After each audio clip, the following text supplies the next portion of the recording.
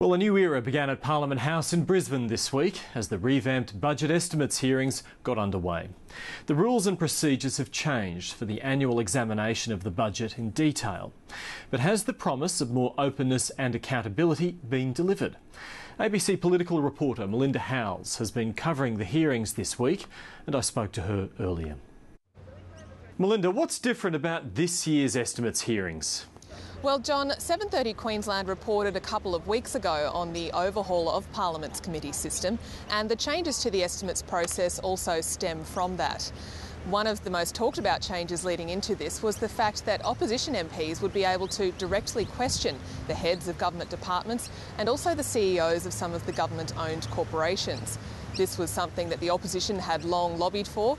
It's already occurring in federal parliament, and what they wanted to be able to do was bypass the minister and get some frank and fearless advice from the public servants.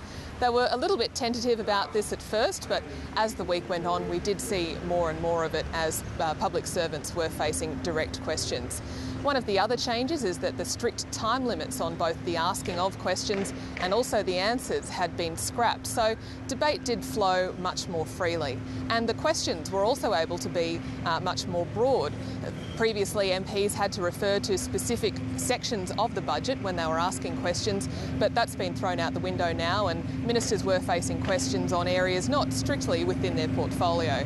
For instance, the Premier Anna Bligh was facing some questions about the health payroll problems. Why does Paul Lucas still have a job? I didn't see how in any way satisfying some political bloodlust was going to in any way assist to stabilise the system. Despite the changes then in the system, some things though have stayed the same? Yes, we're still seeing the usual partisan politics from both sides and the political point scoring. We're still seeing the Dorothy Dixer questions from the government backbenchers on the various committees, sometimes read, it must be said, with very little enthusiasm. And the ministers can still answer the questions in whatever way they see fit. A good example of this was an exchange between the Main Roads Minister, Craig Wallace, the Opposition's Mark Robinson and the committee chairman, Evan Moorhead. My question was the state spend on the state network, excluding the NDRRA money. That was my question, with respect. And the minister's answering that. So, not well. That's not for you to decide. The minister can finish his answer, then you can ask another question. What about content? What actually of note came out of these estimates hearings? Well, in the end, that's what really matters, isn't it?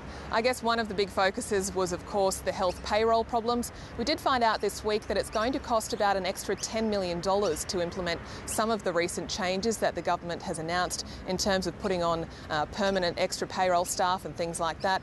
We also found out that there's 88 Queensland Health employees who are being investigated for fraud for allegedly claiming extra cash payments that they weren't entitled to. We also heard a lot about the carbon tax this week. That was a big focus of opposition questioning to pretty much all of the ministers who came before the committees. The Treasurer has told us that the government is doing some modelling on this, but that's still about 6 weeks away. We also heard that the Transport Department has lost 16 car parks that it rents in the Brisbane CBD. And we also heard some questioning today from the opposition about the appointment of the former head of the Department of Premier to the Agent General role in London. So, John, estimates is always a bit hit and miss. Sometimes big news stories come out of it, sometimes they don't, but there's still a week to go. Melinda Howes, thank you.